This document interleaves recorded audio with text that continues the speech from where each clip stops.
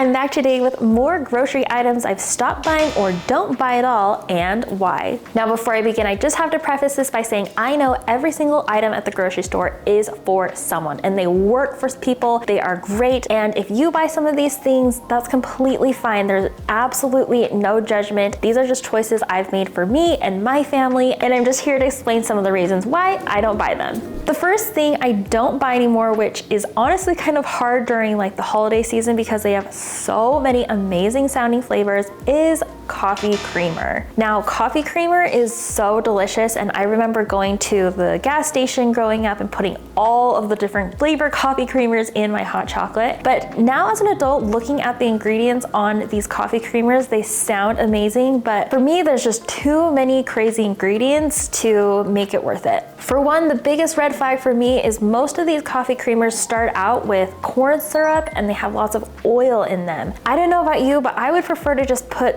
some regular cream and sugar or some other flavoring in my hot drinks. So for me, I don't buy these coffee creamers anymore. A good alternative is the Simply Bliss ones. They usually have a couple less ingredients like real cream, real milk, real sugar, and so those are a good alternative. Also, it's really not hard to make your own coffee creamer at home if you just mix in sweetener or sugar, or what I like to do is sweeten condensed milk, and you mix that in with some half and half or milk and cream or all of the above and store it in a mason jar in the fridge, and that's what I like to use. This is one I absolutely will never buy. It's pre-cut produce at the grocery store. Well, actually, let me be more specific. I don't buy pre-cut fruit anymore at the grocery store.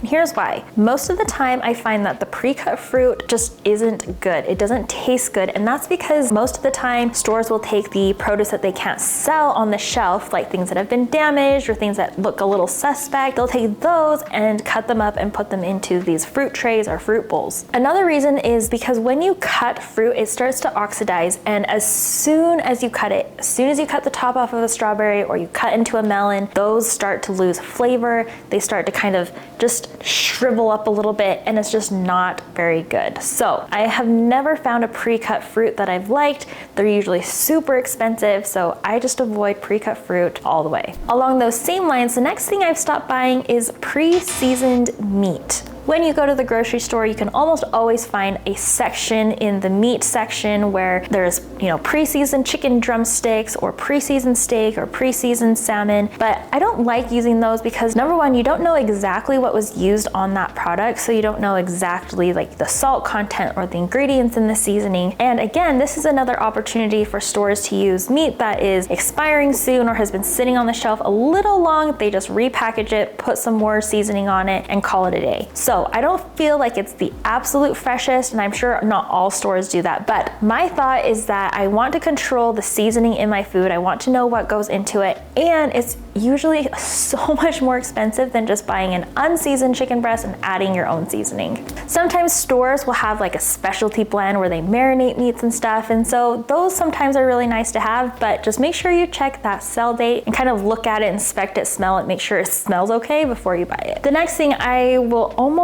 never buy are pre-made bakery items. I'm not talking about bread or rolls. I'm mostly talking about the sweets like pies, cookies, cupcakes. Things in the grocery store, honestly, they just kind of bothers me a little bit when I see a cream pie that's sitting at room temperature because number one, it's probably been sitting there for a couple of days. Number two, it's a cream pie. Like, there's no reason why it should be able to sit out unrefrigerated for days and be okay, because the ingredient list on those things are like a mile long. And for me, I would rather just get something that has the least amount of ingredients possible and choose a different alternative versus something that has a ton of ingredients. I mean, there's no doubt that these grocery bakery items are really convenient, but if you're gonna buy some pre-made treats, there are so many other options out there that might be a little bit better for you just in terms of the ingredient list. The next thing I will not buy anymore is name brand cereal. Now, of course, if it's on sale and it's just convenient and it's something my kids are begging for, and number one really is if it's on sale. But if it's not on sale and I do need it for whatever reason, I almost always buy the generic version. Most of the time these are made by the same manufacturer anyway, and it's so much more affordable than buying a name brand box of cereal.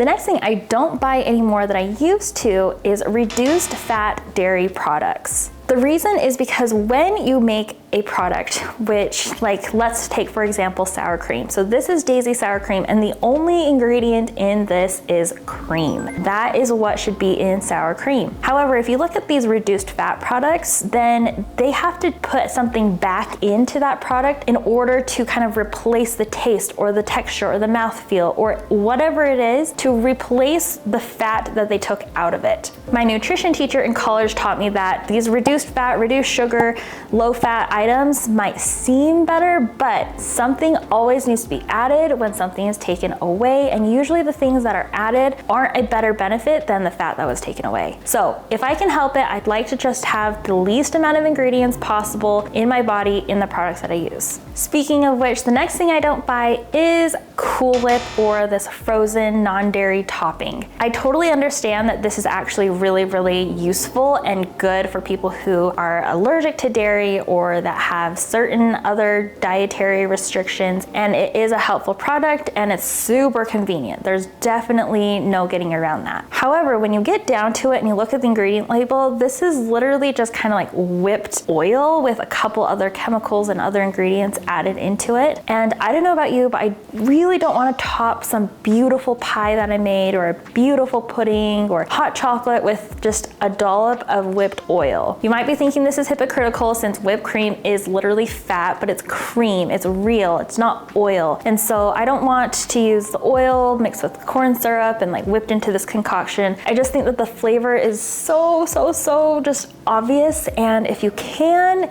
go for the real whipped cream. That's just where my heart is. Moving down this same aisle, something I won't buy is frozen non-dairy or dairy dessert. This is not the same thing as ice cream. Now, ice cream just by the government has a certain set of regulations and ingredients and proportions that needs to be in it in order to be considered ice cream. So these ice cream sandwiches aren't actually ice cream because they don't contain the necessary fat and ingredients to be considered real ice cream. These ice cream sandwiches, you'll notice that the ice cream in the middle is really like kind of soft and kind of gooey, and when they melt, it just kind of turns into like goo and not like just melted ice cream. These might taste good and they make me super nostalgic as a child, but this isn't real ice cream, and I promise it's so much more worth it to just get real ice cream. This next thing is super convenient, and I have bought it for some things, but the older I get, I just find that it's just not worth it. It's canned biscuits. Now, these canned biscuits are super convenient, and I really like having them when maybe I'm making like a gazillion things for a big breakfast I'm hosting or something like that. However, if you look at the ingredients, again, there's just a ton of ingredients where you can make biscuits with literally 2 ingredients: self-rising flour mixed with heavy cream. You just mix it together to make a dough and you bake it, and it's literally biscuits. Like, that's 2 ingredients versus this whole long list of ingredients that has tons of oils and just like chemicals. And so I can definitely taste the difference. I know it's a little bit more work, but whenever I can help it, I try and do the homemade route because it just tastes so much better. Also, the can like totally freaks me out. I hate opening those little twisty pop cans. Next thing I don't buy is cranberry cocktail. Now, if you look at the ingredients on cranberry cocktail juice or like some kind of a fruit type juice, most of the time it's going to be juices that aren't even like what it's labeled. So like cranberry juice, a lot of times it will have like grape juice or apple juice or other juices mixed into it. And it also usually has a lot of sugar or corn syrup, which I really just try and avoid drinking corn syrup, eating corn syrup whenever I can, if I can avoid it. And I try and look for things that have just the fruit juice. It is a little bit more expensive, which is kind of a bummer, but you can dilute it with water and you're just not drinking corn syrup. When you're buying the cocktail drinks, you're mainly just paying for water and corn syrup and a little bit of flavoring. Okay, the last one, which I may have mentioned before, but it's syrup. I have not bought pancake syrup in like a dozen years because I just have a hard time. If you're gonna go through the trouble of making homemade pancakes, then why would you cover them with maple flavored corn syrup? It's just heartbreaking to me, and it's so much easier to make. I have a video on how we make our homemade vanilla bean syrup right here. You don't have to use vanilla bean, just use vanilla. It has all ingredients that I always always have at home. Butter, milk, sugar, vanilla, that's it, and it is so amazing. Oh, and baking soda, that's what makes it syrupy. So once you have real homemade syrup, you really can't go back. And if you really love that real maple flavor, then try and just opt for the real maple syrup. I found that Costco is the best, most economic place to buy it because it's just real maple syrup. There's no corn syrup, it's just like the real stuff. And I know some people don't like the flavor of the real stuff, but I don't know. For me and my family, that's just the choice that we make because we just don't want to feed our kids so much corn syrup. There's so many opportunities for them to have treats all the time, and they have them. And if I can kind of control at least some of what they have and try and make just a couple better choices for us, that's what I try and do. Thank you so much for watching this video. I hope I didn't offend anyone too bad. If you like this video, make sure you watch this playlist. It has tons of other videos of grocery items I've stopped buying and why. Okay, we'll see you on the next one. Bye.